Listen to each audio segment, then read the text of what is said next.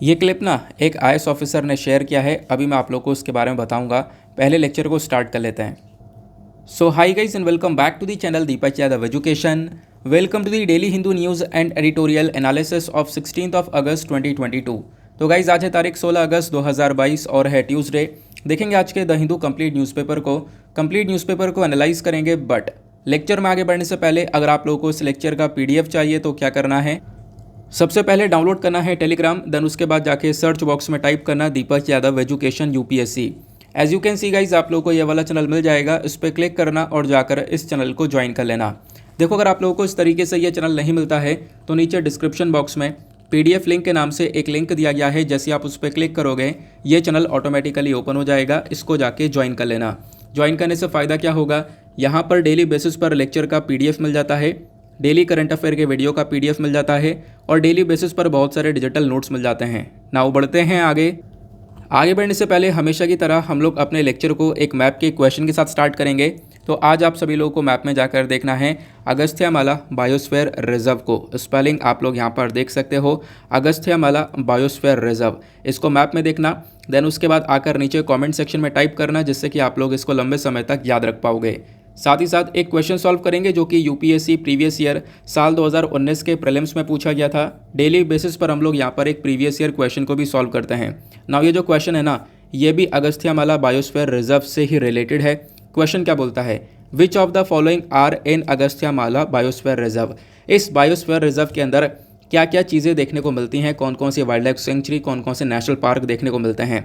नीचे आपको 4 ऑप्शन दिए गए हैं। ऑप्शन ए बोलता है यहाँ पर Neyyar, Peppara and Shendurney wildlife sanctuary, Kalakad Mundanthurai wild tiger reserve. फिर दूसरा ऑप्शन बोलता है Mudumalai Sathyamangalam wildlife sanctuary, या फिर साइलेंट वैली नेशनल पार्क।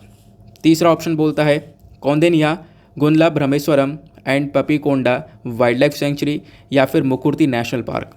चौथा बोलता है Kawal Sri Venkateshwara wildlife sanctuary and Nagarjuna Srisailam tiger reserve. तो इनमें से क्या क्या चीज़ें, मतलब इनमें से एक जो ऑप्शन है वो करेक्ट है। उस ऑप्शन के अंदर जो भी चीज़ें प्रेजेंट है ना, वो सारी चीज़ें आपको अगस्त्यमाला बायोस्फीयर रिजर्व के अंदर देखने को मिलती हैं। तो इसका करेक्ट आंसर क्या है नीचे कमेंट सेक्शन बताना। एटलीस्ट सभी को इसमें ट्राई करना है, जैसा मैं आप लोगों से डेली बेसिस पर बोलता हूँ। बाय द वे इसका जो करेक्ट आंसर है वो मैंने आपको टेलीग्राम पर प्रोवाइड करवा दिया है पीडीएफ में, वहाँ से भी चेकआउट कर सकते हो। अदरवाइज़ वहाँ पर आंसर नहीं मिलता है तो भी कोई परेशान होने की ज़रूरत नहीं है। वीडियो के लास्ट में इसके करेक्ट आंसर का डिस्कशन हम लोग करेंगे। तो चलो शुभारंभ करते हैं। और सबसे पहला आर्टिकल आप लोगों को ये देखने को मिल जाता है जो कि हमारे पेज नंबर 1 के ऊपर मेंशन्ड है। अब आपको पता है कल हम लोगों ने अपने इंडिपेंडेंस डे का सेलिब्रेशन किया। 75 साल पूरे हो चुके हैं, तो उसका सेलिब्रेशन काफ़ी धूमधाम से किया गया है।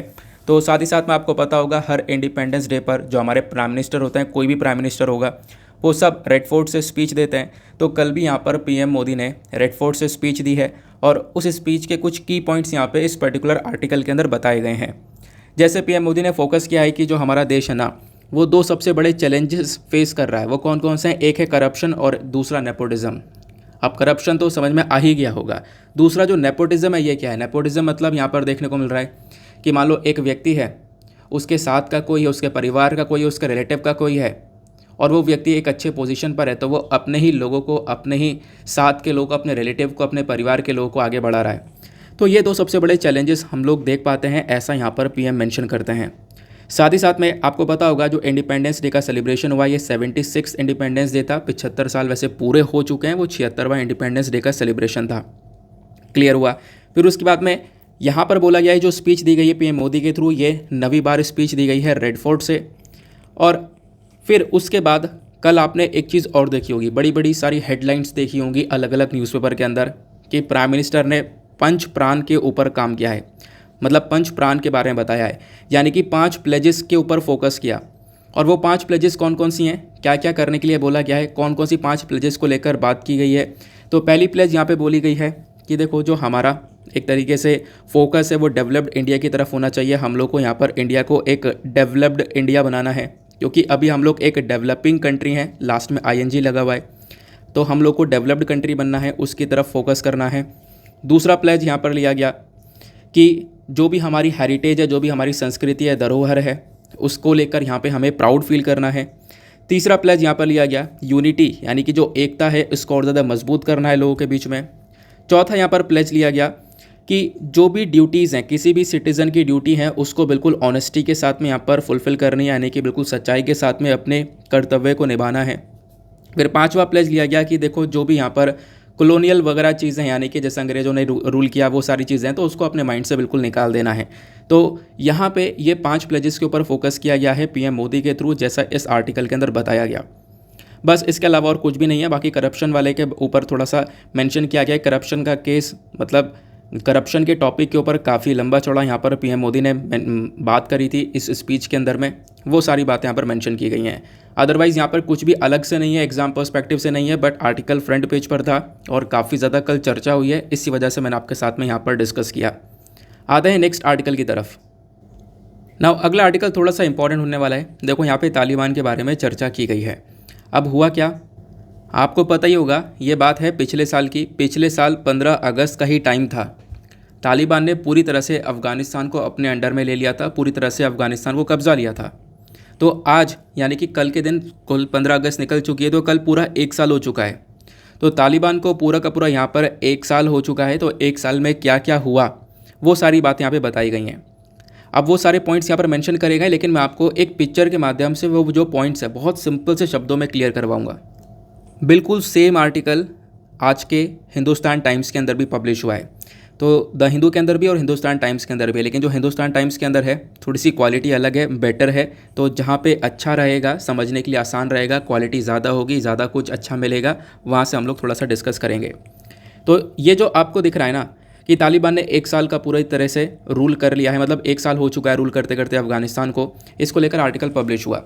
अब ये वाला जो पिक्चर है साइड में ब्लू कलर का, इस पिक्चर पर फोकस करना, मैं एक एक करके आपको समझाता रहूँगा हुआ क्या था।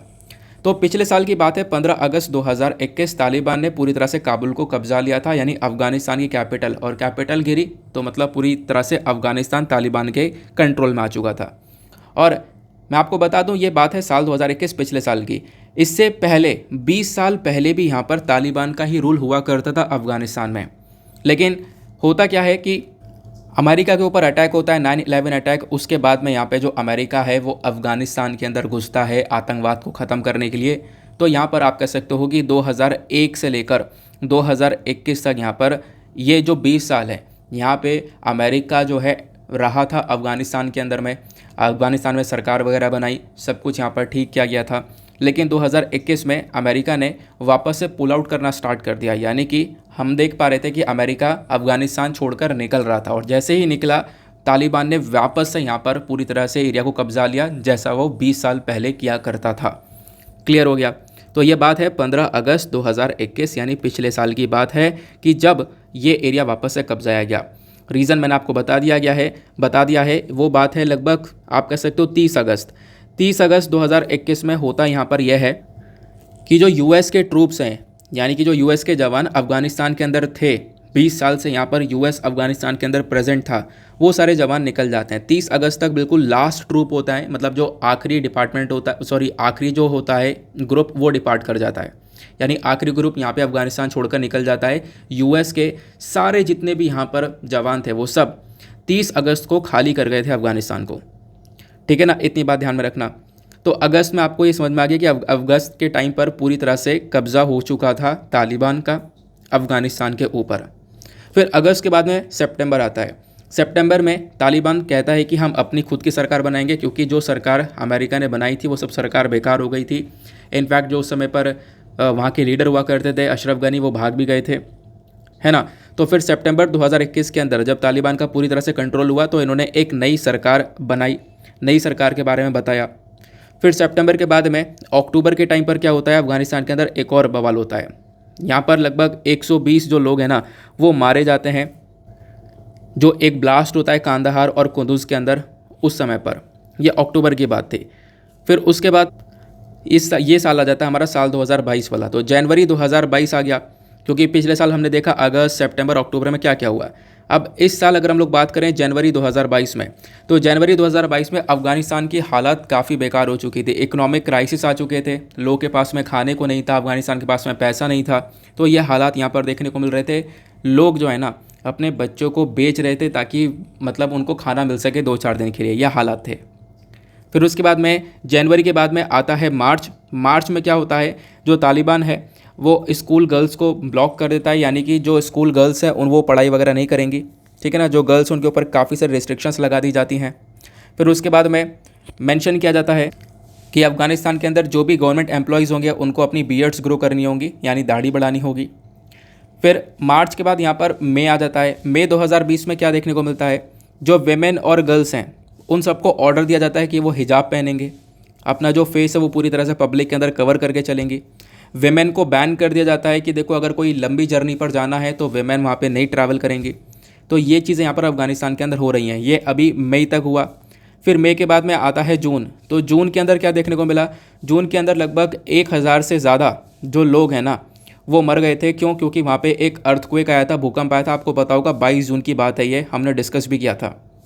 फिर उसके बाद में अभी इस साल, यानी कि हम लोग अब इस साल बात ही कर रहे हैं इस साल की, तो अभी जो अगस्त का महीना चल रहा है ना, इस अगस्त के महीने में तो यूएस के साइड से एक अनाउंसमेंट आता है कि इन्होंने यहाँ पर अलकायदा के लीडर को यहाँ पे मार दिया है एक ड्रोन स्ट्राइक के अंदर में। तो ये अगस्त तक सारी की सारी घटना होती हैं। तो ये पूरा का पूरा 1 साल रहा है तालिबान का जो शासन हुआ अफ़गानिस्तान के अंदर, उस पूरे टाइम पीरियड के बारे में ये सारी बातें यहाँ पर बताई गई हैं। और यही सारी एग्जैक्ट चीज़ें ना आपको उस वाले आर्टिकल में देखने को मिल जाएंगी द हिंदू के अंदर। ये मैंने आपको बता दिया है। और ये सारी चीज़ें पिक्चर के थ्रू शो करी गई कि कितने सारे लोगों की जान गई जब भूकंप आया था और क्या क्या हुआ है इस पूरे के पूरे 1 साल के अंदर। क्लियर हो गया? आगे आते हैं, क्योंकि ध्यान रखना इसके ऊपर आने वाले टाइम पर पॉसिबिलिटी है कि और भी एडिटोरियल्स पब्लिश हो सकते हैं। देन उसके बाद में हमारे पास में एक और छोटा सा आर्टिकल है, ये भी काफ़ी ज़्यादा इंपॉर्टेंट है। वैसे इस वाले आर्टिकल को हिंदुस्तान टाइम्स से लिया है।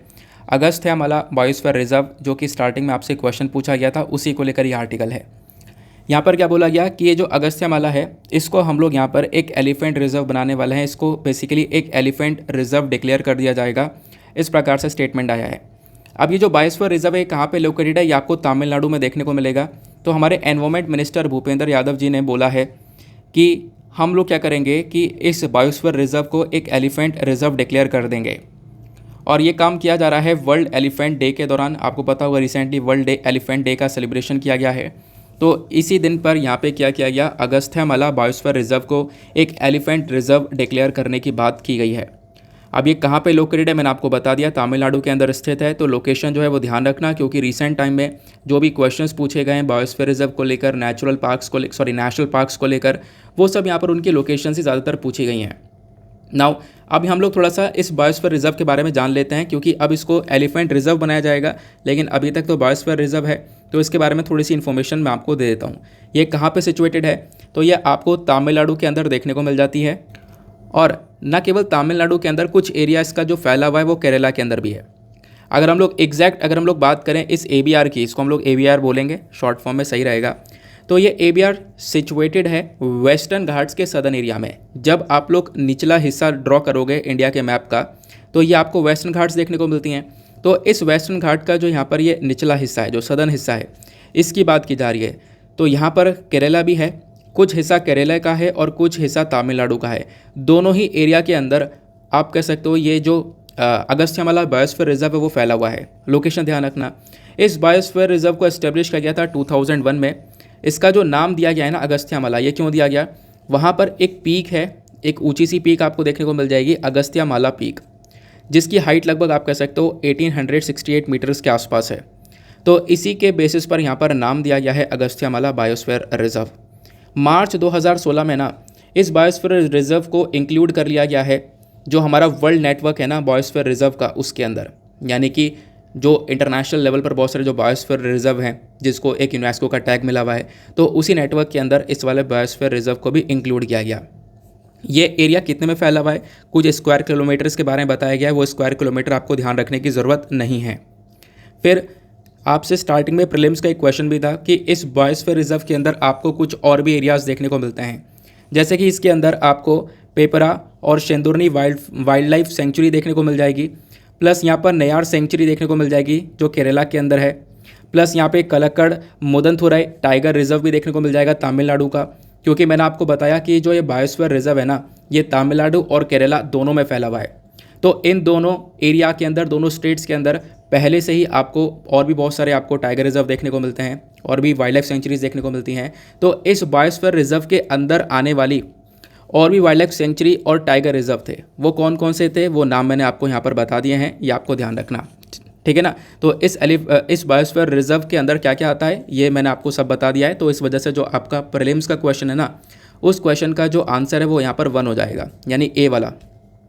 क्लियर हो गया। फिर आगे आते हैं, यहाँ पे देखो बहुत सारे प्लांट्स और एनिमल्स पाए जाते हैं अलग अलग कैटेगरी के। जैसे अगर हम लोग बात करें तो काफ़ी सारे एंडेमिक एनिमल्स पाए जाते हैं। एंडेमिक एनिमल्स का मतलब है कि कुछ ऐसे जानवर जो कि सिर्फ और सिर्फ बहुत कम हिस्सों में पाए जाते हैं, जैसे कि टाइगर हुआ, एशियन एलिफेंट हुआ, या फिर नीलगिरी तार हुआ। और सबसे बड़ी बात यहाँ पर ये जो बायोस्फीयर रिजर्व है ना, यहाँ पर आपको कनिकरन ट्राइब भी देखने को मिलती है। कनिकरन ट्राइब यहाँ पे बहुत पुरानी ट्राइब है, जो कि हम कह सकते हैं पूरे वर्ल्ड की एक एंशिएंट ट्राइब देखने को मिलती है, ओल्डेस्ट सर्वाइविंग ट्राइब देखने को मिलती है, वो भी यहाँ पर इस बायोस्फीयर रिजर्व में प्रेजेंट है। तो इस बायोस्फीयर रिजर्व को लेकर ये कुछ डेटा है, प्रीलिम्स के अंदर डायरेक्टली पूछ लिया जा सकता है, तो ध्यान रखना इसके बारे में। जल्दी इसको एक एलिफेंट रिजर्व भी डिक्लेयर करने वाले हैं, क्योंकि यहाँ पर बहुत सारे एलिफेंट्स पाए जाते हैं, तो एलिफेंट्स को यहाँ पर प्रोटेक्शन दी जाएगी। जैसे मैंने आपको बताया, काफ़ी सारे एशियन एलिफेंट्स यहाँ पर देखने को मिल जाए। नेक्स्ट आर्टिकल काफ़ी ज़्यादा इंपॉर्टेंट होने वाला है। यहाँ पर बात की जा रही है चाइल्ड एडॉप्शन के बारे में। जब हम लोग बच्चे को गोद लेते हैं तो चाइल्ड एडॉप्शन को लेकर क्या क्या चीज़ें बताई जा रही हैं, एक एक करके डिस्कस करेंगे। हमारे देश में ना ये बेसिकली कहीं ना कहीं एक प्रॉब्लम देखने को मिल रही है, यानी कि बहुत सारे पेरेंट्स तो अवेलेबल है, यानी कि पेरेंट्स बहुत सारे अवेलेबल हैं जो कि यहाँ पर बच्चों को अडॉप्ट करना चाहते हैं, लेकिन क्या बच्चे उतने अवेलेबल हैं? नहीं। यहाँ पर बताया गया सिर्फ और सिर्फ 2430 चिल्ड्रंस अवेलेबल हैं केवल अडॉप्शन के लिए, लेकिन जो पेरेंट्स हैं जो कि अडॉप्ट करना चाहते हैं वो बहुत ही ज़्यादा नंबर में आपको देखने को मिलेंगे। तो ये एक बहुत बड़ी प्रॉब्लम नज़र आ रही है, ऐसा मेंशन किया गया। प्लस यहाँ पे क्या क्या इश्यूज़ आते हैं वो भी मैं आपको बताऊंगा।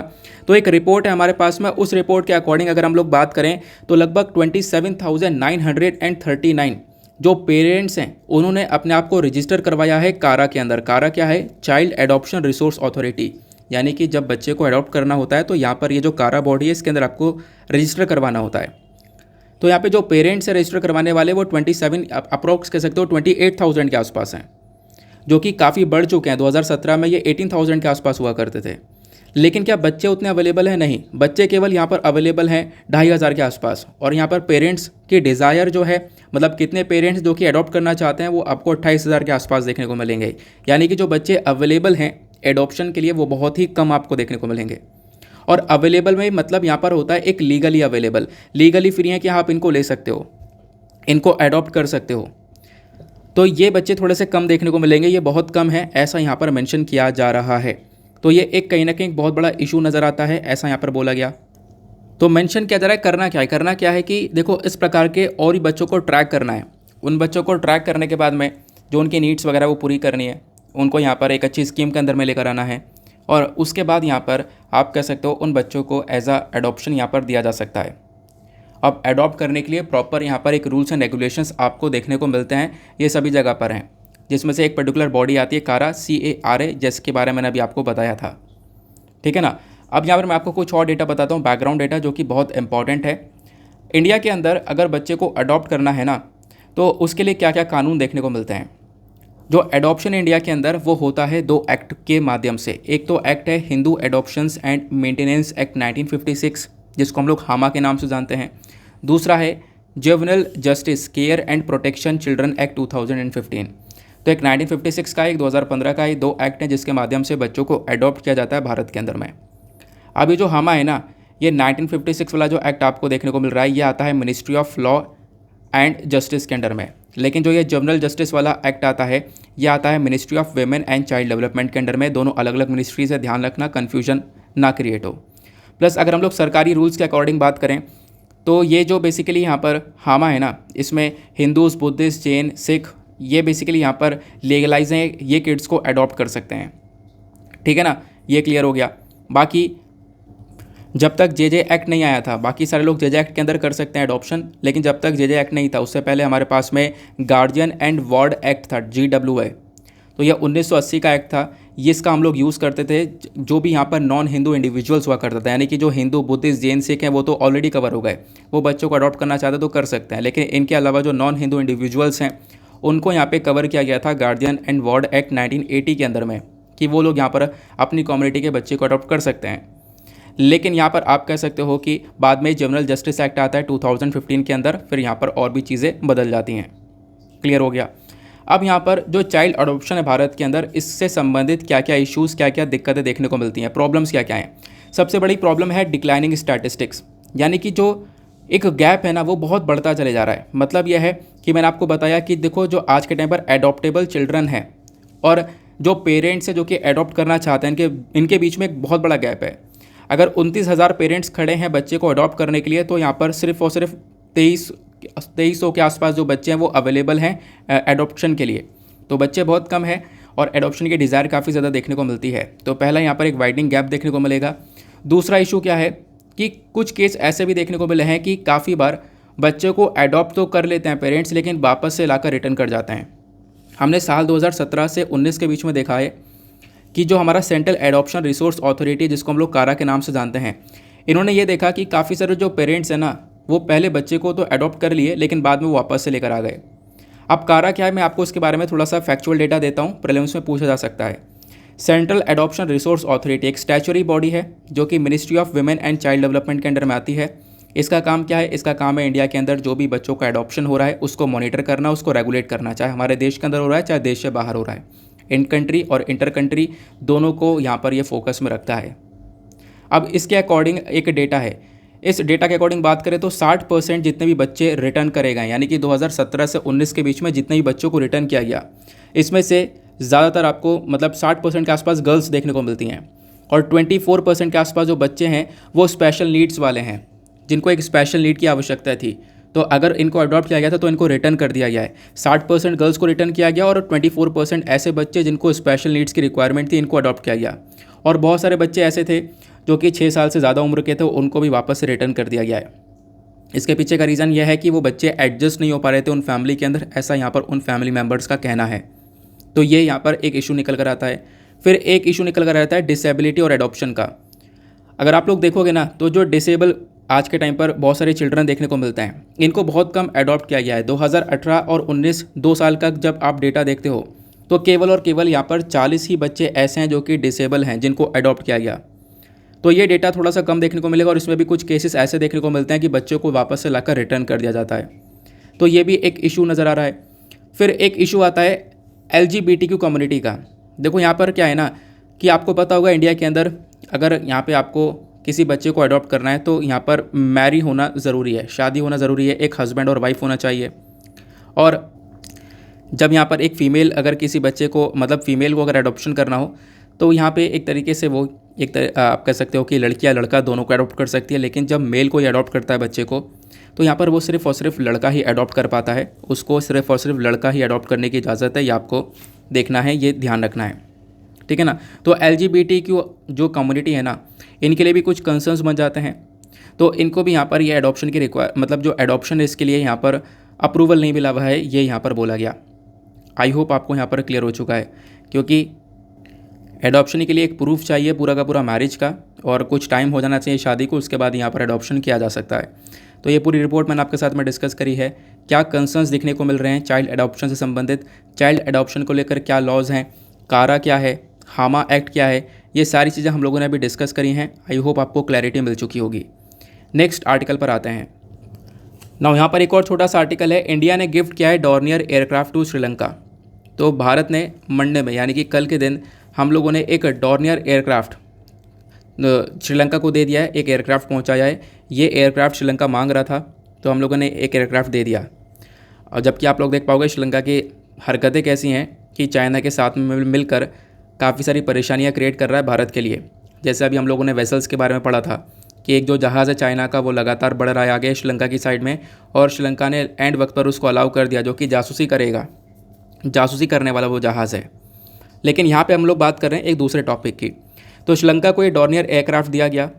अब इस एयरक्राफ्ट से काफ़ी फ़ायदा होने वाला है, इंडिया को भी डेफिनेटली बहुत सारा फ़ायदा होगा। जैसे अगर हम लोग बात करें जो इंडो पैसिफिक रीजन आपको देखने को मिल रहा है, बे ऑफ बंगाल वाला रीजन देखने को मिल रहा है, यहाँ पे श्रीलंका के पास में भी एक थोड़ी सी मजबूती बढ़ जाएगी, उसके पास में स्ट्रेंथ बढ़ जाएगी, उसके पास में भी एक एयरक्राफ्ट होगा, वो यहाँ पर इस पर्टिकुलर रीजन पर निगरानी वगैरह रख पाएगा, ठीक है ना। तो यहाँ पर इंडियन ओशन रीजन के अंदर श्रीलंका के साथ में मिलकर हम लोग यहाँ पर क्या कर सकेंगे, उस पर्टिकुलर रीजन को प्रोटेक्शन दे सकेंगे। प्लस ये जो एयरक्राफ्ट है ये श्रीलंका के लोगों के लिए भी काफ़ी मददगार रहेगा। तो आप कहोगे श्रीलंका के लोगों के लिए कैसे मददगार रहेगा, क्या इसमें बैठ के घूमेंगे क्या? नहीं, देखो यहाँ पे मान लो कोई रेस्क्यू ऑपरेशन चलाया, भगवान ना करे कोई घटना घटित होती है वहाँ पे, कुछ भी होता है, तो एक रेस्क्यू वगैरह ऑपरेशन वगैरह चलाने के लिए क्या होता है, ये डॉनियर एयरक्राफ्ट का हम लोग यूज़ कर सकते हैं। ठीक है ना, तो ये यहाँ पर बताया गया। ठीक है, तो बस खाली छोटी सी इन्फॉर्मेशन थी जिसके बारे में ध्यान रख सकते हो। हालांकि श्रीलंका बहुत लंबे समय से रिक्वेस्ट कर रहा था इस डॉनियर एयरक्राफ्ट की, जो कि ये भी हम लोगों ने प्रोवाइड करवा दिया है। आगे आते हैं नेक्स्ट आर्टिकल पर। तो अभी एक एयरक्राफ्ट दिया है, एक दूसरा एयरक्राफ्ट भी देंगे आने वाले 2 सालों के अंदर, दूसरा भी प्रोवाइड करवा दिया जाएगा क्योंकि श्रीलंका 2 एयरक्राफ्ट हम लोगों से मांग रहा था। फिर उसके बाद आज का हमारे पास डेटा पॉइंट आता है द हिंदू का। डेटा पॉइंट काफ़ी इंटरेस्टिंग है और इम्पॉर्टेंट भी है, कहीं पर भी हम लोग इस डेटा का यूज़ कर सकते हैं। अब डेटा में क्या कॉन्टेक्स्ट है? कॉन्टेक्स्ट है यहाँ पर हेल्थ को लेकर। देखो 75 साल पूरे हुए इंडिपेंडेंस को, और इन 75 सालों में हेल्थ को लेकर कौन कौन से स्टेट्स में ने कितना अच्छा किया है उसके बारे में बताया गया। अगर हम लोग बात करें, जो बहुत सारे नॉर्थ ईस्टर्न और वेस्टर्न स्टेट्स आपको देखने को मिलेंगे, सदर्न स्टेट्स देखने को मिलेंगे, स्पेशली केरला का परफॉर्मेंस बहुत ज़्यादा बेहतर रहा है हेल्थ सेक्टर में as compare to the other states. फिर उसके बाद में बहुत सारी यूनियन टेरिटरीज़ ने काफ़ी अच्छा परफॉर्म किया है, बड़े बड़े राज्यों से अच्छा परफॉर्म यूनियन टेरिटरीज़ ने भी किया है, ऐसा पे बोला गया। लेकिन जो सबसे बेकार परफॉर्मेंस रहा है वो स्पेशली मध्य प्रदेश का रहा है, ये सबसे पीछे रहा इस हेल्थ सेक्टर में। तो यहाँ पर इसी के बारे में चर्चा की गई है। अब एक एक करके डिस्कस करेंगे कि क्या क्या यहाँ पर इन्होंने बताया है। सबसे पहली चीज़ देखो, हेल्थ सेक्टर यानी हेल्थ लोगों की कैसी है, कैसे काम किया गया। तो हम लोग पता लगा सकते हैं लाइफ एक्सपेक्टेंसी को लेकर कि एक पर्टिकुलर राज्य में लोगों की लाइफ एक्सपेक्टेंसी कितनी है, लोग कितना जीवित रह सकते हैं, एक एवरेज लाइफ लोग कितना जी रहे हैं। तो जब हम लोग लाइफ एक्सपेक्टेंसी को देखते हैं ना, तो 1991 से लेकर 1995 को कंपेयर किया गया है 2013 से लेकर 2017 के बीच के टाइम पीरियड में। तो यहाँ पे अगर हम लोग एक एवरेज लाइफ एक्सपेक्टेंसी को देखते हैं ना, तो 1990s के आसपास ये लाइफ एक्सपेक्टेंसी काफ़ी ज़्यादा हुआ करती थी, 72.9 के आसपास हुआ करती थी, मतलब इतने साल तक इंसान जीता है, एवरेज लाइफ सभी लोगों की इतनी थी। लेकिन 2013-17 में ये जो लाइफ पीरियड है, लाइफ एक्सपेक्टेंसी पीरियड है, ये बढ़ चुका है, 75 हो चुका है, स्पेशली केरला के अंदर। तो केरला यहाँ पर इकलौता ऐसा स्टेट है जहाँ पर लाइफ एक्सपेक्टेंसी बहुत ही ज़्यादा है, यानी इंसान 75.2 ईयर्स तक जीता है, जो एवरेज लाइफ एक्सपेक्टेंसी है। बाकी यहाँ पे मध्य प्रदेश इसके अंदर सबसे बेकार परफॉर्म करता है। मध्य प्रदेश के अंदर जो लाइफ एक्सपेक्टेंसी है वो लोएस्ट है, 54.7 के आसपास देखने को मिल जाती है, ऐसा यहाँ पर बोला गया। फिर उत्तर प्रदेश के अंदर जो लाइफ एक्सपेक्टेंसी है वो आपको 65 के आसपास देखने को मिल जाती है, 2013 से लेकर 17 के पीरियड के बीच में। क्लियर हुआ? तो ये डेटा आपको पता होना चाहिए। फिर उसके बाद में दूसरा डेटा बोला गया है IMR को लेकर। IMR क्या है? इन्फेंट मोर्टेलिटी रेट, यानी कि बच्चे का जन्म होते ही बच्चे की मृत्यु हो जाना, वो बेसिकली यहाँ पर मोर्टेलिटी रेट के अंदर आता है, इन्फेंट मोर्टेलिटी रेट के अंदर। तो 2004 में क्या हालात थे और 2018 में क्या हालात हैं इसके बारे में बताया गया। तो इन टाइम पीरियड को अगर हम लोग कंपेयर करते हैं तो अगेन केरला ने बेस्ट परफॉर्मेंस दिया है। केरला में जो मोर्टेलिटी रेट है वो 2004 के आसपास 12 हुआ करता था, 12 बच्चों की जान जा रही थी। लेकिन यहाँ पे आप मतलब एवरेज की बात कही जा रही है। अभी यहाँ पे अगर हम लोग बात करें मतलब कि 1000 में से 12 बच्चों की जान जा रही थी। 1000 अगर बच्चों का जन्म हो रहा है तो इसमें से 12 बच्चों की जान चली जा रही थी जो बच्चे जन्म ले रहे थे। इन्फेंट मोर्टेलिटी रेट की बात कर रहे हैं। लेकिन यही जो डेटा है ये 12 से कम हो गया, 2018 में ये गिरकर आ गया 4 के आसपास। तो केरला ने काफ़ी बेस्ट परफॉर्मेंस दिया है कि बच्चों की जो जान जा रही थी वो 2004 में 1000 में से 12 लोगों की जान जा रही थी, लेकिन अब 1000 में से सिर्फ 4 लोगों की जान जा रही है। तो यहाँ पे एक बेस्ट परफॉर्मेंस है। फिर उसके बाद में नागालैंड ने तो उसको भी क्रॉस कर दिया, नागालैंड ने और बेहतर परफॉर्म किया है।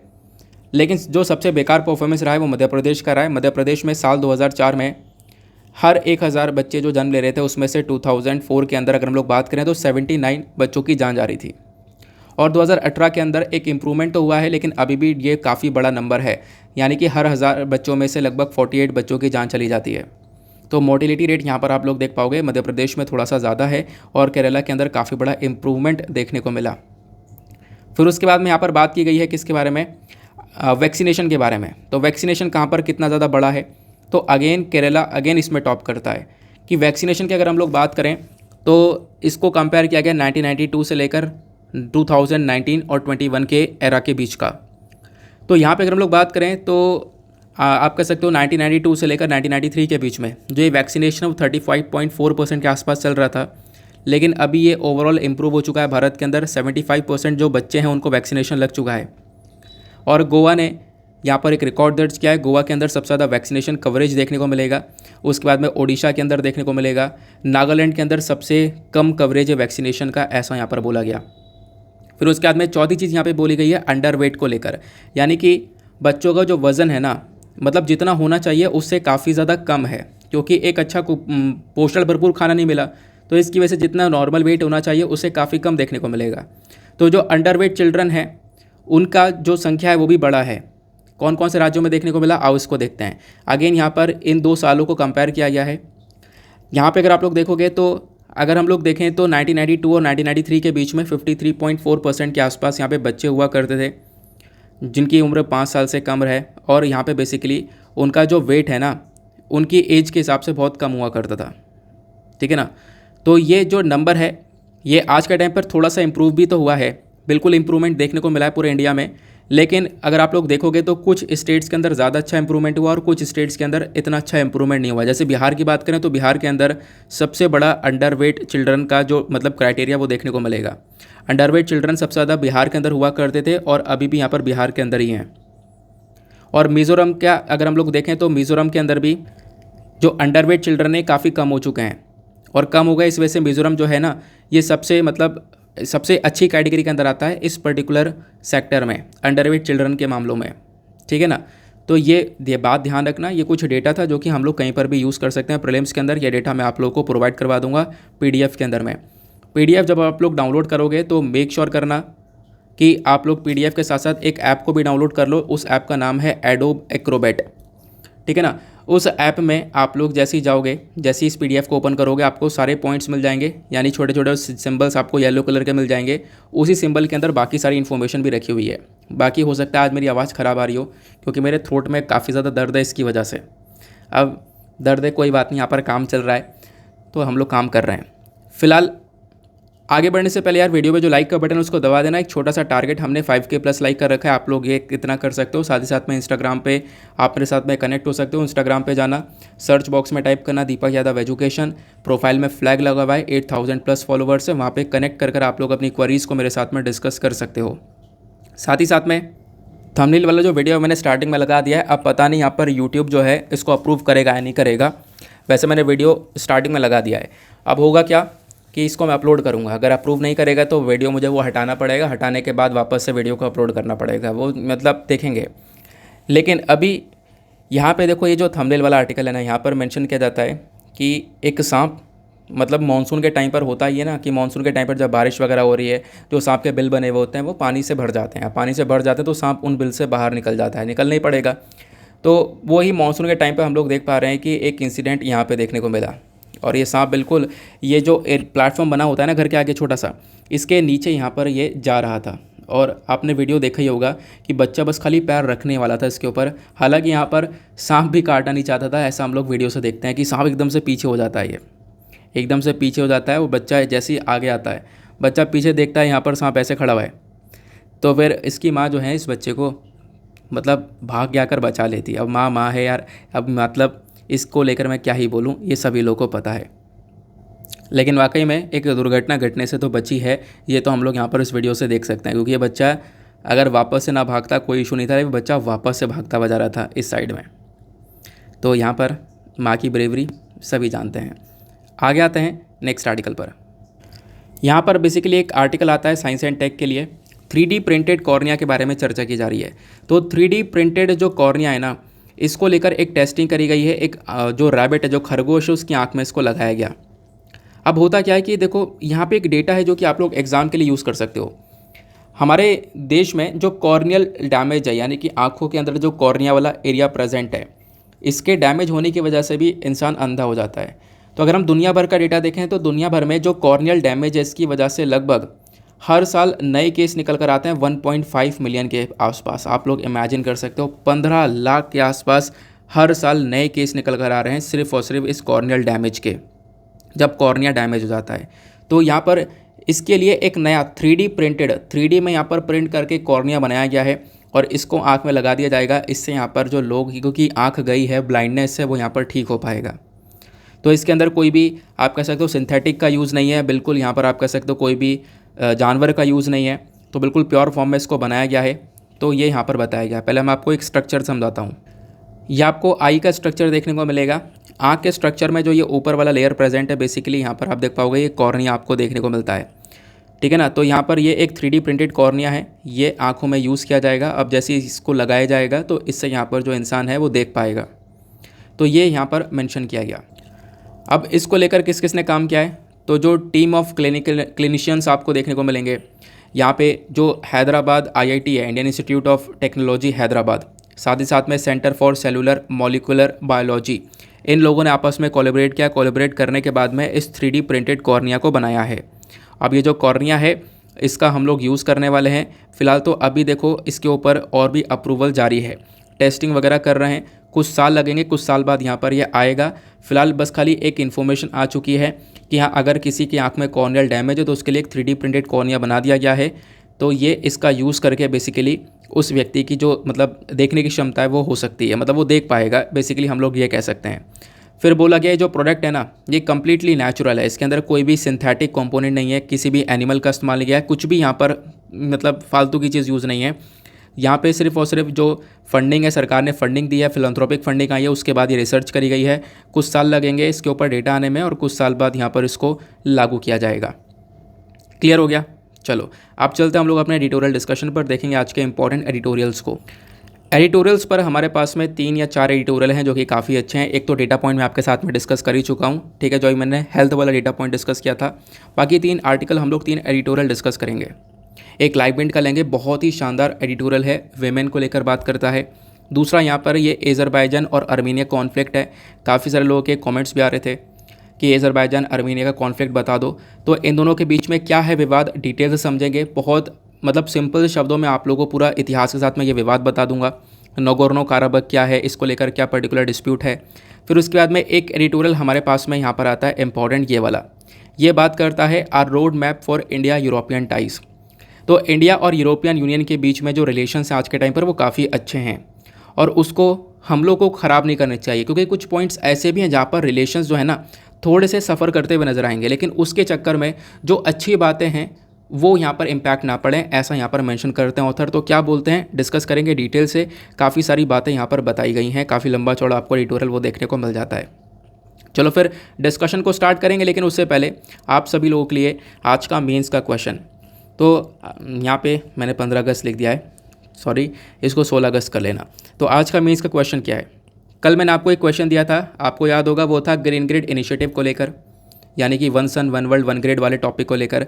और आज का जो मेंस का क्वेश्चन है ये बात करता है ब्लू ग्रीन इंफ्रास्ट्रक्चर को लेकर। अब ये वाला टॉपिक मैंने कल ही आपके साथ में डिस्कस किया है, आपको बताऊँगा, कल इसको लेकर एक एडिटोरियल मैंने कवर किया था। नहीं पता है तो आगे मैं आपको बताता हूँ। तो क्वेश्चन क्या बोलता है, harnessing nature based solution to meet climate and sustainability goals is a purpose served by blue green infrastructure explain. यानी कि अगर हम लोग ब्लू और ग्रीन इंफ्रास्ट्रक्चर को काम में लेते हैं, हार्नेस करते हैं, इसको काम में लिया जाता है, तो ये कहीं ना कहीं क्लाइमेट, जो आज के टाइम पर आप कह सकते हो कि क्लाइमेट चेंज वाली प्रॉब्लम है ना, उसका एक सोल्यूशन की तरह काम कर सकता है। प्लस जो हमारे गोल्स है, सस्टेनेबल गोल्स हम लोगों ने यहाँ पर अपने रख रखे हैं, 17 गोल रख रखे हैं, उसमें क्लाइमेट चेंज का भी टॉपिक है। उन सब चीज़ों को हम लोग आराम से अचीव कर सकते हैं अगर ब्लू ग्रीन इंफ्रास्ट्रक्चर को फॉलो करते हैं तो। अब ये ब्लू ग्रीन इंफ्रास्ट्रक्चर क्या है, यानी कि ज़्यादा से ज़्यादा ब्लू ग्रीन इंफ्रास्ट्रक्चर को प्रमोट करो। ग्रीन इंफ्रास्ट्रक्चर मतलब पेड़ पौधे लगाओ, पार्क्स को लगाओ, ठीक है ना। उसके बाद ब्लू के अंदर यहाँ पे अगर हम लोग बात करें, रिवर्स को बचाओ, रिवर्स को बढ़ाओ, ठीक है ना, ओशन को प्रोटेक्शन दो। तो ये ब्लू ग्रीन इंफ्रास्ट्रक्चर के ऊपर अगर हम लोग काम करते हैं तो इससे काफ़ी सारा सोल्यूशन निकल कर आएगा। तो एक अच्छा क्वेश्चन है, इसका आंसर नीचे कमेंट सेक्शन में लिखने की कोशिश, नीचे कमेंट सेक्शन में वैसे लिख सकते हो। बाकी आप लोग जैसे इसका आंसर लिखोगे, लिखने के बाद में कहाँ पे सबमिट करना है, टेलीग्राम पर जाना, सर्च बॉक्स में टाइप करना Deepak Yadav education mains answer writing, full form लिखना, तो आपको वहाँ पे जो ग्रुप है वो मिल जाएगा। लगभग 25-26 हज़ार लोग वहाँ पे जुड़े हुए हैं, तो एक दूसरे के आंसर्स को रिव्यू भी करते हैं। तो मेक श्योर करना कि आप एक दूसरे के आंसर्स को रिव्यू करो, और जैसे आप लोग एक दूसरे के आंसर को रिव्यू करोगे, इससे आपको भी काफ़ी फ़ायदा मिलेगा, आपकी थिंकिंग कैपेबिलिटी बढ़ेगी, प्लस यहाँ पे दूसरे की गलतियाँ भी पता चलेंगी। तो ये बातें यहाँ पर मैंने आपको बता दी हैं, ध्यान रखना, इसका आंसर लिखना है और इसके बारे में अगर आप लोगों ने नहीं पढ़ा है तो ब्लू ग्रीन इंफ्रास्ट्रक्चर को लेकर मैंने कल के वीडियो में एक एडिटोरियल कवर किया है, तो कल का वीडियो ओपन करना, बिल्कुल लास्ट में चले जाना, बिल्कुल लास्ट आर्टिकल डिस्कस किया है, आप एक बार समझ सकते हो वहाँ से, ठीक है ना। चलो स्टार्ट करते हैं हम लोग अपने फर्स्ट एडिटोरियल से, कॉन्फ्लिक्ट ओवर नगोर्नो काराबख। तो ये काफ़ी लंबा चौड़ा आर्टिकल है, एक एक करके सारे पॉइंट डिस्कस करेंगे कि नगोर्नो काराबख रीजन क्या है और इसको लेकर क्या विवाद देखने को मिलता है। तो आर्मेनिया वर्सेस एज़रबाईजान का क्या है कॉन्फ्लिक्ट। ये आर्मेनिया और एज़रबाईजान क्या है, ये दोनों के दोनों देश हैं। एक एज़रबाईजान इधर देखने को मिलेगा, इधर आर्मेनिया देखने को मिलेगा, और इन्हीं के बीच में जो ये ऑरेंज वाला पोर्शन है ना, इसी को हम लोग बोलते हैं नगोर्नो काराबख रीजन। इसी रीजन को लेकर लड़ाई चलती है दोनों के बीच में। वो लड़ाई क्या है वही हमें यहाँ पर समझनी है। तो एज़रबाईजान की जब हम लोग बात करते हैं तो एज़रबाईजान के आसपास कौन कौन से देश हैं, इधर कैस्पियन सी हो गया, ऊपर रशिया हो गया, नीचे ईरान हो गया। आर्मेनिया के ऊपर जॉर्जिया हो गया, इधर यहाँ पर आपको टर्की देखने को मिलेगा, ठीक है ना, इतनी बात ध्यान रखना। और मैं आपको बता दूं आर्मेनिया एज़रबाईजान ये सब पहले यूएसएसआर का हिस्सा हुआ करते थे, जो सोवियत यूनियन था। तो 1991 में क्या होता है, ये जो सोवियत यूनियन है ये टूटता है। टूटने के बाद में इसमें से 15 देश निकलते हैं, और जब 15 देश निकलते हैं इसमें से 15 में से 2 देश ये भी होते हैं, आर्मेनिया और एज़रबाईजान। अब इन दोनों देशों को लेकर यहाँ पे कॉन्फ्लिक्ट जारी है। इन दोनों देशों के बीच में नगोर्नो काराबख रीजन स्थित है। नाउ इस पर्टिकुलर रीजन के बारे में आप कुछ बातें जानते हैं। देखो, ये जो नगोर्नो काराबख है ना, यहाँ पे बहुत ज़्यादा पहाड़ हैं और बहुत ज़्यादा हेवली फॉरेस्टेड रीजन देखने को मिलेगा, बहुत घने जंगल यहाँ पर देखने को मिल जाते हैं। प्लस एक सबसे बड़ा इशू यहाँ पर नज़र ये आता है कि इंटरनेशनल अगर लॉस के बारे में अगर हम लोग देखें तो ये वाला जो पोर्शन है ये बेसिकली एज़रबाईजान को बिलोंग करता है। अगर हम लोग इंटरनेशनल कानून के हिसाब से देखें तो ये पर्टिकुलर एरिया एज़रबाईजान को बिलोंग करता है, लेकिन यहाँ पे जो रहने वाले लोग हैं वो आर्मेनियन हैं। इसकी वजह से जो लोग हैं ना वो यहाँ पर एज़रबाईजान के साथ में जाना चाहते नहीं हैं। अब हुआ क्या, इशू यहाँ पर ये होने लगा कि जब ये लोग लड़ रहे थे, कॉन्फ्लिक्ट क्रिएट कर रहे थे, तो आर्मेनिया का पूरा सपोर्ट रहता है नगोर्नो काराबख को, यानी इस वाले पोर्शन को आर्मेनिया का काफ़ी सपोर्ट रहता है, और इसी पर्टिकुलर रीजन को लेकर ये लड़ रहे थे। अभी तक यहाँ पर देखने को ये मिल रहा है कि ये जो रीजन है ये बोलता है ना हम एज़रबाईजान के साथ में जाएंगे ना आर्मेनिया के साथ में जाएंगे, हम लोग एक अलग से रहने वाले हैं, अलग से हिस्सा हमें दे दिया जाए, वो हमारे लिए बेस्ट रहेगा। तो ये चीज़ें हम लोग यहाँ पर देख पाते हैं। अब होता क्या है, जियोपॉलिटिक इश्यूज़ कुछ इस प्रकार से हैं कि इन्हीं के अंदर कुछ और कंट्रीज़ का भी इन्वॉल्वमेंट है। मतलब यहाँ पर ये ऊपर आपको क्या देखने को मिल रहा है, एज़रबाईजान, और इधर आपको आर्मेनिया इसके बराबर में देखने को मिलेगा। एक सेकेंड को, हाँ, ये आपको एज़रबाईजान देखने को मिलेगा, इसके बराबर में आपको आर्मेनिया देखने को मिल जाएगा। और इन दोनों कंट्रीज़ के अंदर ना दुनिया भर की कंट्रीज़ का इन्वॉल्वमेंट है। इन दोनों कंट्रीज़ के इशू के बीच में क्या इन्वॉल्वमेंट है, कुछ कंट्रीज़ के नाम ध्यान रखना है, टर्की का नाम ध्यान रखना, सऊदी अरेबिया का ध्यान रखना, इधर आपको इजराइल का नाम ध्यान रखना है, ठीक है ना। अब हुआ क्या है, टर्की जो है वो भी एज़रबाईजान को सपोर्ट करता है, यानी कि इस वाले पोर्शन को एज़रबाईजान को सपोर्ट करता है टर्की। टर्की को सपोर्ट करता है क्योंकि टर्की चाहता है कि देखो, टर्की ना यहाँ पे सभी कंट्रीज़ को जो है वो सपोर्ट कर इसलिए रहा है क्योंकि वो चाहता है ये कंट्रीज़ ना टर्की के साथ में मिल जाए, और टर्की के साथ में मिलकर टर्की पूरा का पूरा ऑटोमन एम्पायर को वापस से इस्टेब्लिश कर सके। ऑटोमन एम्पायर क्या था, यानी पूरा का पूरा ये हिस्सा एक टाइम पर देखने को मिलता था, ये पूरा का पूरा आपको ऑटोमन एम्पायर देखने को मिलेगा। अब टर्की चाहता यह है कि ये जो पूरा का पूरा एम्पायर है इसको मैं वापस से इस्टेब्लिश कर सकूँ, वापस से बना सकूँ। इसकी वजह से यहाँ पर एज़रबाईजान को एक बहुत बड़ा सपोर्ट दे रहा है टर्की। क्लियर हुआ? आई होप आपको यहाँ पर ये बात काफ़ी अच्छे से समझ में आ चुकी है। फिर टर्की को रोकने के लिए यहाँ पे बीच में सऊदी अरेबिया आ जाता है। सऊदी अरेबिया कहाँ पर है, तो इसके नीचे जैसे मैंने बोला था सऊदी अरेबिया के बारे में ध्यान रखना, यहाँ पे आपको सऊदी अरेबिया देखने को मिलेगा। ये यहाँ पर टर्की को अपोज करता है कि टर्की गलत तरीके से सपोर्ट कर रहा है एज़रबाईजान को। टर्की को अपोज क्यों करता है ये, क्योंकि आपको पता होगा जो ऑटोमन एम्पायर टूटा था ना, इसके टूटने के पीछे का रीज़न भी ये था कि सऊदी अरेबिया के जो किंग्स थे, उन किंग्स ने एक साथ आकर इंग्लैंड को बोला था, यानी ब्रिटिशर्स को बोला था कि यहाँ पर इस ऑटोमन एम्पायर को तोड़ा जाए, और उसके बाद यहाँ पर ऑटोमन एम्पायर टूटा था। तो इस कंट्री का भी इन्वॉल्वमेंट है, यानी कि आप कह सकते हो टर्की अगर एज़रबाईजान को सपोर्ट करता है तो सऊदी अरेबिया इसके खिलाफ खड़ा हो जाता है, तो ये भी यहाँ पर इशू देखने को मिलेगा।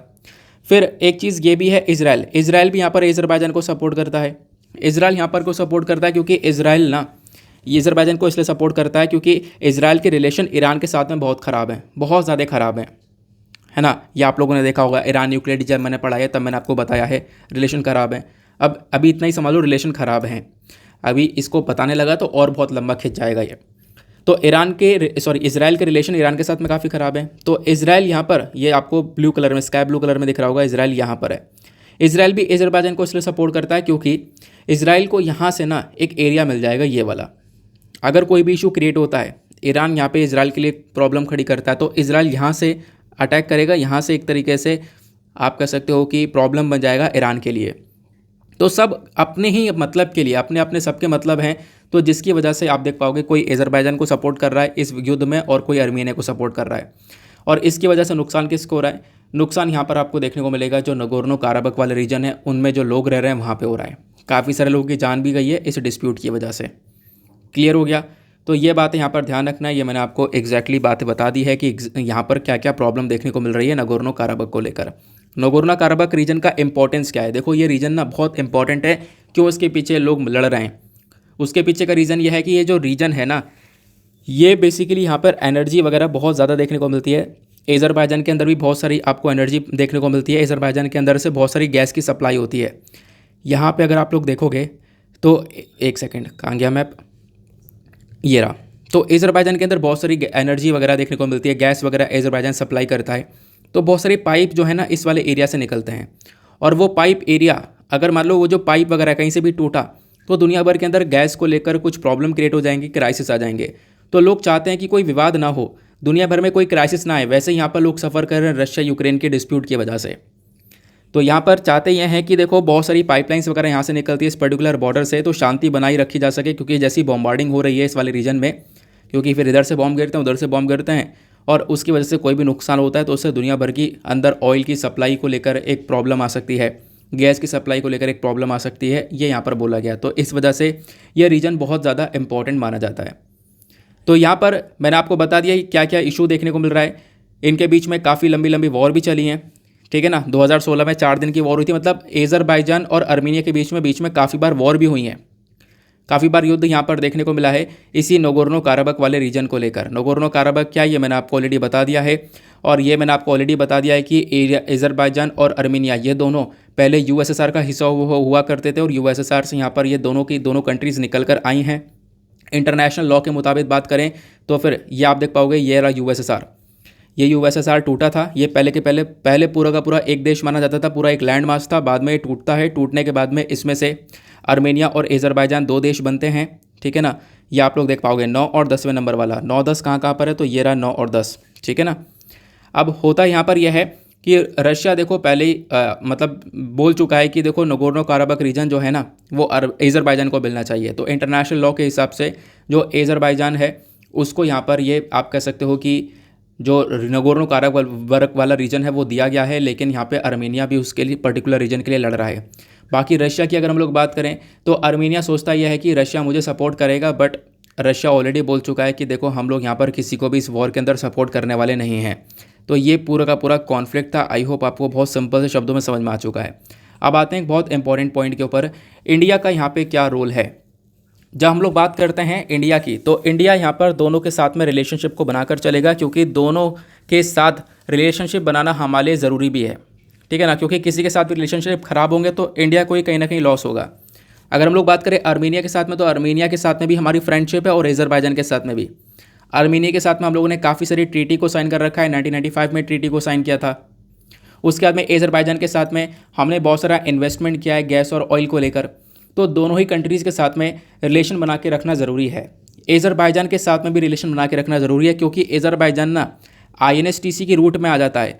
मतलब जो ये international north south transport corridor है, ये कॉरिडोर जो कि भारत को रशिया से कनेक्ट करता है, इस कॉरिडोर के अंदर अज़रबैजान भी बीच में आता है। और अज़रबैजान अगर भारत से नाराज़ होता है तो इससे यहाँ पर क्या होगा, ये जो कॉरिडोर है ये पूरी तरह से काम नहीं कर पाएगा। और रिसेंटली ये कॉरिडोर लॉन्च भी हो चुका है। यहाँ से एक जहाज़ इंडिया पहुँचा था, आपको पता होगा, मैंने डिस्कशन किया था इसके बारे में।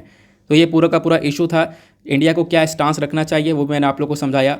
क्या है अज़रबैजान और आर्मेनिया का कॉन्फ्लिक्ट वो भी हमने समझा, बहुत ही सिंपल से शब्दों में। आगे आते हैं। अब ना यहाँ पे बहुत सारे ईयर दिए गए हैं, यानी इस साल ये हुआ, इस साल ये हुआ, इस साल ये हुआ। तो वो ईयर याद रखने की ज़रूरत नहीं है, ओवरऑल कॉन्फ्लिक्ट ज़रूर ध्यान रखना, ठीक है ना। ये ईयर बार बार इतने सारे ईयर कैसे याद रखोगे यार, ऑब्वियस ही बात है, वैसे और भी पढ़ना है तो यहाँ पर इतने सारे ईयर ध्यान रखने की आवश्यकता है नहीं। चलो आते हैं उसके बाद हम लोग अपने नेक्स्ट एडिटोरियल पर। अगला जो एडिटोरियल है एक सेकेंड रुको, ये बात करता है a road map for India and European Union ties. तो ये क्या बोलते हैं दोनों के दोनों ऑथर, एक एक करके सारे पॉइंट्स को हम लोग यहाँ पर डिस्कस करने वाले हैं। अब देखो, मुझे ज़रूरत नहीं पड़नी चाहिए बताने की यूरोपियन यूनियन क्या है। यूरोपियन यूनियन जहाँ पर आपको 27 नेशंस देखने को मिलते हैं, 27 देशों का पूरा ग्रुप है ये। अब होता क्या है, यहाँ पर ऑथर मेंशन करते हैं, देखो यहाँ पर इंडिया ना अपना 75th इंडिपेंडेंस डे का सेलिब्रेशन कर रहा है। हम लोगों ने यहाँ पर सेलिब्रेशन किया, और इस सेलिब्रेशन के साथ साथ हम लोगों ने एक चीज़ और सेलिब्रेट करी है, वो यह है कि इंडिया और यूरोपियन यूनियन के रिलेशंस को भी 60 साल पूरे हो चुके हैं। और इन दोनों कंट्रीज़ के बीच में कोऑपरेशन एग्रीमेंट साइन किया गया था 1994 के बीच में। तो 1994 में इन दोनों कंट्रीज़ के बीच में एक एग्रीमेंट साइन किया गया था, और उस एग्रीमेंट की वजह से इंडिया और यूरोपियन यूनियन के बीच में क्या होता है, ट्रेड और इकोनॉमिक कोऑपरेशन बढ़ने लगता है, यानी व्यापार के मामले में, और आप कह सकते हो कि इकोनॉमिकली दोनों कंट्रीज़ ग्रो करने लगती हैं, कोऑपरेट करने लगती हैं। फिर उसके बाद में पहला इंडिया यूरोपियन यूनियन समिट भी हुआ। पहला इंडिया और यूरोपियन समिट कब होता है, जून साल 2000 में। और उसके बाद जो समिट होता है ना, रिलेशन और अच्छे हो जाते हैं, जहाँ पे इंडिया यूरोपियन बातचीत करते हैं, तो रिलेशन और अच्छे हो जाते हैं। फिर उसके बाद में क्या होता है, पहला समिट तो 2000 में हुआ, फिर दूसरा समिट 2004 में 5वां समिट होता है, 5th समिट। इससे क्या होता है, रिलेशन ना बहुत ज़्यादा मजबूत हो जाते हैं, रिलेशन जो है हमारे स्ट्रेटेजिक पार्टनरशिप के अंदर डेवलप हो जाते हैं। अब दोनों साइड मिलकर क्या करती हैं, यानी कि इंडिया और यूरोपियन यूनियन दोनों ने मिलकर क्या किया, एक जॉइंट एक्शन प्लान को अडॉप्ट कर लिया। साल 2005 में एक जॉइंट एक्शन प्लान अडॉप्ट किया गया। जॉइंट एक्शन प्लान का मतलब यह है कि ये चीज़ें हैं जहाँ पर हम दोनों मिलकर काम करेंगे, जैसे कि यहाँ पर पॉलिटिकल और इकोनॉमिकल कोऑपरेशन करना, व्यापार को बढ़ाना, इन्वेस्टमेंट को बढ़ाना, ठीक है ना। तो ये इनका एक मेजर फोकस रहने लगा। फिर क्या होता है, अब की बार मतलब साल 2020 में जुलाई के महीने में 15वां इंडिया और यूरोपियन यूनियन के बीच में समिट होता है। और इस समिट के अंदर हम लोग देख पाते हैं कि कंट्रीज़ के रिलेशनशिप और मजबूत हो जाते हैं, और ये कंट्री फोकस करती हैं इस समिट के अंदर कि आने वाले 5 साल में हम अपने रिलेशन को और कैसे मजबूत कर सकते हैं। तो ये जो 15वां समिट हुआ था ना, इस समिट के अंदर इन कंट्रीज़ ने क्या बोला कि हम लोग फॉरेन पॉलिसी में मिलकर काम करेंगे, एक दूसरे के साथ में सिक्योरिटी के मामले में कोऑपरेट करेंगे, व्यापार के मामले में कोऑपरेट करेंगे, प्लस एक दूसरे की पार्टनरशिप को और ज़्यादा मॉडर्नाइज करेंगे, प्लस यहाँ पर आप कह सकते हो पीपल टू पीपल रिलेशंस को और ज़्यादा मजबूत करेंगे। ये कुछ यहाँ पर आप कह सकते हो कि इनके गोल रहे हैं। यानी कि बहुत लंबे समय से ही इंडिया और यूरोपियन यूनियन अपने रिलेशंस को बहुत ज़्यादा मजबूत करने में लगे हुए हैं, और ऐसा हुआ भी है, रिलेशन काफ़ी मजबूत हुए हैं। इन दोनों कंट्रीज़ ने मिलकर काफ़ी सारी अलग अलग जगह पर कोऑपरेशन किया है। अब वो एरियाज़ ऑफ कोऑपरेशन क्या क्या है, वो यहाँ पर ऑथर मेंशन करते हैं। देखो, इंडिया और यूरोपियन यूनियन की जो पार्टनरशिप है ना, वो पिछले कुछ टाइम पे बहुत तेज़ी से बढ़ी है। दोनों के बीच में जो बायलैटरल ट्रेड है साल 2021-22 के बीच में, वो $116 बिलियन को पास कर चुका है। यानी कि इंडिया यूरोपियन के बीच का जो ट्रेड है, बायलैटरल ट्रेड, वो बढ़ चुका है। यूरोपियन यूनियन भारत का सेकंड लार्जेस्ट ट्रेडिंग पार्टनर आपको देखने को मिलेगा अमेरिका के बाद में। अमेरिका पहला हमारा ट्रेडिंग पार्टनर है, जहाँ पे जिससे सबसे ज़्यादा हम लोग व्यापार करते हैं। दूसरा यूरोपियन यूनियन देखने को मिलेगा। फिर उसके बाद में बताया गया कि देखो, यूरोपियन यूनियन एक बहुत बड़ा डेस्टिनेशन भी है, यानी कि हम लोग ना बहुत सारा सामान हम एक्सपोर्ट भी करते हैं यूरोपियन यूनियन में। आज के टाइम पर लगभग 6000 के आसपास यूरोपियन कंपनीज़ आपको देखने को मिल जाती हैं हमारे देश में, जो कि डायरेक्टली और इनडायरेक्टली हमारे यहाँ पे इन्वेस्टमेंट करके उन्होंने 6.7 मिलियन के आसपास जॉब्स को जनरेट करा है। 60-70 लाख के आसपास जो जॉब जनरेट हुई हैं, वो यूरोपियन कंपनीज़ की वजह से हुई हैं। फिर ये सब कुछ तो हो ही रहा है, इसके अलावा इंडिया और यूरोपियन यूनियन दोनों ने मिलकर और भी एरियाज़ में, यानी कि क्लाइमेट वाले एरिया में भी कोऑपरेशन किया है। एग्जाम्पल के तौर पर अगर हम लोग देखें तो डेनमार्क एक यूरोपियन कंट्री है, तो इंडिया और डेनमार्क ने मिलकर रिसेंटली एक क्लाइमेट चेंज को एड्रेस किया था। एक समिट हुआ था, उसको एड्रेस किया, जहाँ पे दोनों कंट्रीज़ ने फोकस किया है कि हम पोल्यूशन को कंट्रोल करेंगे। फिर इंडिया और नॉर्डिक समिट हुआ, नॉर्वे के साथ में हम लोगों ने किया, वो भी एक यूरोपियन कंट्री है। तो ये समिट भी यहाँ पर इसका फोकस भी ये रहा है कि दोनों कंट्रीज़ मिलकर ग्रीन टेक्नोलॉजी को बढ़ाएंगी, ग्रीन टेक्नोलॉजी के अंदर इन्वेस्टमेंट किया जाएगा, दोनों कंट्रीज़ मिलकर काम करेंगी। तो ऐसे बहुत सारे कोऑपरेशन आपको देखने को मिल जाएंगे इंडिया और यूरोपियन यूनियन के बीच में। ये आपको एरियाज़ ऑफ कोऑपरेशन बताया गया। प्लस यूरोपियन यूनियन के साथ में ये तो कोऑपरेशन है ही, मतलब ट्रेड, इकोनॉमिकल ट्रेड, बहुत कुछ हो रहा है। क्लाइमेट को लेकर बात हो गई। अब बात करते हैं डिफेंस सेक्टर को लेकर। तो यूरोपियन यूनियन की जो कंट्रीज़ हैं ना, ये डिफेंस के मामले में भी बहुत ज़्यादा आगे हैं। बहुत सारे एडवांस लेवल के हथियार इनके पास में देखने को मिलते हैं। और करेंट टाइम पर हम लोग क्या कर रहे हैं, इन यूरोपियन कंट्रीज़ के साथ में कोऑपरेशन कर रहे हैं इस हथियार को लेकर। और ये हमारे लिए इंपॉर्टेंट भी है। इंपॉर्टेंट क्यों है? क्योंकि आज के टाइम पर हम काफ़ी ज़्यादा डिपेंडेंट है रशिया के ऊपर, बहुत ज़्यादा डिपेंडेंट है किसके ऊपर? अमेरिका के ऊपर।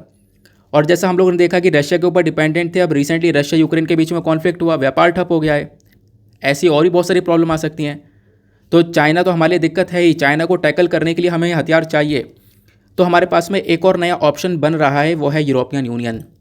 तो यहाँ पर भी आप देख पाओगे एक नया कोऑपरेशन देखने को मिल जाता है यूरोपियन यूनियन के साथ में। अब इतना तो है ही, साथ में क्या है कि जो इंडो पैसिफिक रीजन है ना, उसमें आपको चाइना का बहुत बड़ा एक तरीके से खतरा देखने को मिलता है, बहुत सारी प्रॉब्लम्स देखने को मिलती हैं। तो इस पर्टिकुलर रीजन में भी इंडिया और यूरोपियन यूनियन दोनों मिलकर काम कर सकते हैं, ये यहाँ पर बताया गया। अभी रिसेंटली आपने देखा होगा फ्रांस ने यहाँ पे हमें 36 राफाल जेट्स डिलीवर करे। तो फ्रांस भी यहाँ पर एक इंपॉर्टेंट कंट्री हमारे लिए बनकर आया। जो आज के टाइम पर ट्रस्ट है वो काफ़ी अच्छा है इंडिया और यूरोपियन यूनियन के बीच में। क्यों? क्योंकि जितने टाइम पे हमने बोला था उतने ही टाइम पीरियड के अंदर फ्रांस ने आराम से ये जो राफाल जेट है वो हमें डिलीवर कर दिए, जिससे जो ट्रस्ट है इंडिया और यूरोपियन यूनियन के बीच में वो और ज़्यादा बढ़ जाता है। उसके बाद में, ठीक है ना, ये क्लियर हुआ। उसके बाद में यहाँ पर आज के टाइम पर जो एंगेजमेंट है वो और ज़्यादा बढ़ रहा है, खासकर स्टार्टअप हो गया, इनोवेशन इकोसिस्टम हो गया, इसके मामले में भी इंडिया यूरोपियन के बीच में रिलेशंस और मजबूत हो रहे हैं। फिर आर्टिफिशियल इंटेलिजेंस हो गया, हेल्थ केयर सेक्टर हो गया, ये कुछ ऐसे सेक्टर्स हैं जहाँ पर दोनों मिलकर बहुत तगड़ा कोऑपरेशन दिखा रहे हैं। लेकिन अब क्या है ना कि दोनों के बीच में कुछ चैलेंजेस भी हैं, कुछ दिक्कतें भी हैं। वो चैलेंजेस क्या क्या हैं? एग्जाम्पल मैं आपको बताता हूँ कि इंडिया ने ना रशिया की निंदा नहीं करी, क्योंकि रिसेंटली रशिया ने यूक्रेन के ऊपर अटैक किया, रशिया यूक्रेन का आपको वॉर देखने को मिला। इस वॉर के अंदर भारत ने रशिया का बिल्कुल भी निंदा नहीं करी, रशिया को बिल्कुल भी क्रिटिसाइज़ नहीं किया। इससे यूरोपियन यूनियन थोड़ा सा नाराज़ हुआ। और इवन यहाँ पर जब एक रिसेंटली मीटिंग होती है उसमें यहाँ पर इंडिया से बोला जाता है कि आप तेल परचेज़ कर रहे हो रशिया से, और रशिया को फंडिंग जो मिल रही है आपकी वजह से मिल रही है। तो इंडिया के external affair minister S Jaishankar साहब ने करारा जवाब भी दिया इनको, जो देना भी चाहिए था। जवाब ये था कि यूरोपियन यूनियन भी तो यहाँ पे तेल वगैरह परचेज़ कर रहा है, तो यूरोपियन यूनियन की साइड से भी तो पैसा जा रहा है, रशिया को सपोर्ट मिल रहा है। तो यहाँ पे आप देख पाओगे ये एक प्रॉब्लम क्रिएट हुई, ये एक बहुत बड़ा चैलेंज था। दूसरा चैलेंज, जो चाइना आज के टाइम पर इंडिया की टेरिटरी के अंदर घुसकर आता है, गालवान क्लैश हुआ, ये सारे डिस्प्यूट हुए, यहाँ पे यूरोपियन यूनियन का सपोर्ट भारत को नहीं मिल पाया। तो ये कुछ चैलेंजेस, आपको 2 चैलेंजेस देखने को मिलते हैं जिसके बारे में ऑथर यहाँ पर मेंशन करते हैं।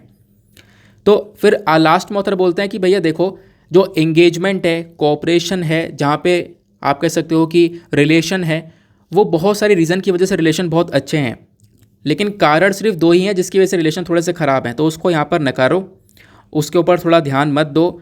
आपको करना क्या है, अपने रिलेशंस जो ऐसे हैं उसको और ज़्यादा इस्टेब्लिश करना है। जो ये प्रॉब्लम है वो भी यहाँ पर एक सोल्यूशन के अंदर बदल जाएगी।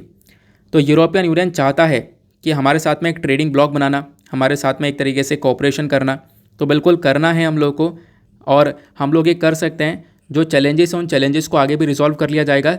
इन चैलेंजेस को देखते हुए रिलेशंस को बिल्कुल भी ख़राब नहीं करना है, ऐसा यहाँ पर ऑथर मेंशन करते हैं। आई होप आप लोग को यहाँ पर बिल्कुल एक क्लैरिटी मिल चुकी है इंडिया यूरोपियन यूनियन को लेकर क्या क्या चीज़ें बताई गई हैं। ये आर्टिकल मैं आप लोग को PDF के फॉर्म में दूंगा, तो वहाँ से कुछ इंपॉर्टेंट और रेलिवेंट पॉइंट्स ना इंडिया यूरोपियन यूनियन के रिलेशंस के लेकर आप लोग लिख सकते हो। ठीक है, चलो आते हैं उसके बाद नेक्स्ट आर्टिकल पर। नेक्स्ट एडिटोरियल काफ़ी इंटरेस्टिंग और इम्पॉर्टेंट है। तो ये लाइव मिनट का आपको आर्टिकल देखने को मिलेगा। इस आर्टिकल को लिखा गया है सबीना देवान के थ्रू। यहाँ पे मेंशन करती हैं how women can power the nation in next 75 years. देखो 75 साल तो पूरे हो चुके हैं इंडिपेंडेंस डे को। अब आने वाले जो 25 साल हैं इसमें यहाँ पर जो वेमेन है वो कैसे नेशन के अंदर एक बहुत बड़ा रोल प्ले कर सकते हैं, क्योंकि आज के टाइम पर जो वेमेन है ना उनको बिल्कुल भी सपोर्ट नहीं मिलता है, ऐसा यहाँ पर इस पर्टिकुलर आर्टिकल में बताया जा रहा है।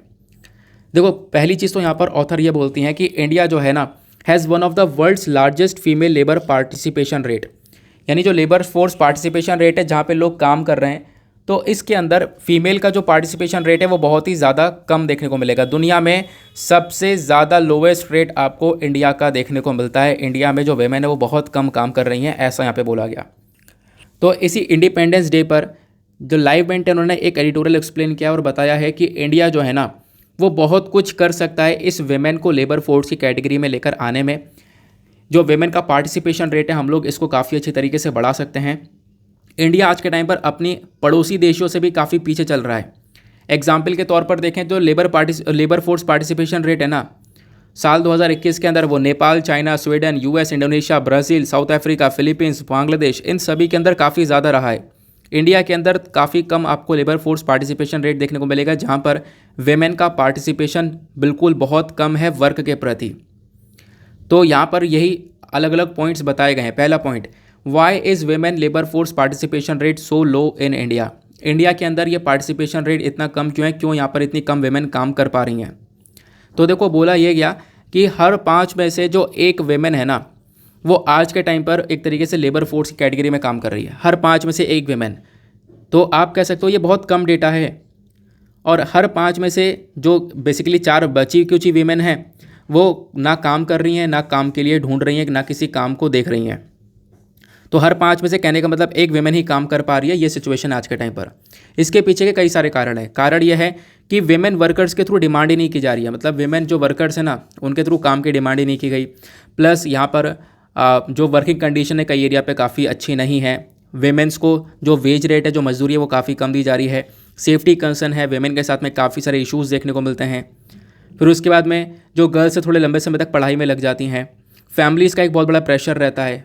उसके बाद में कई सारी जगह पर मिडिल इनकम इफेक्ट देखने को मिलेगा। मिडिल इनकम इफेक्ट का मतलब यह है, कुछ फैमिली सोचती हैं कि चलो ठीक है, ठीक ठाक पैसा है हम लोगों के पास में, मतलब ठीक ठाक एक इनकम है, जिसकी वजह से यहाँ पर जो वेमेन है उसको काम नहीं करना चाहिए, तो वो भी देखने को मिलेगा। प्लस एक सबसे बड़ी जड़ देखने को मिलती है पेट्रियार्की की, यानी कि यहाँ पर बोला जा रहा है कि जो ये मैंस का वर्ल्ड है, यानी कि ये जो दुनिया है ना, इसमें यहाँ पर आदमी का काफ़ी बड़ा रोल है। और पेट्रियार्की मतलब यही है कि यहाँ पे आपको देखने को मिलता है कि जो मैन है उसको ज़्यादा वैल्यू मिलती है, मैन को ऊपर रखा जाता है, वेमेन को नीचे रखा जाता है मैन के।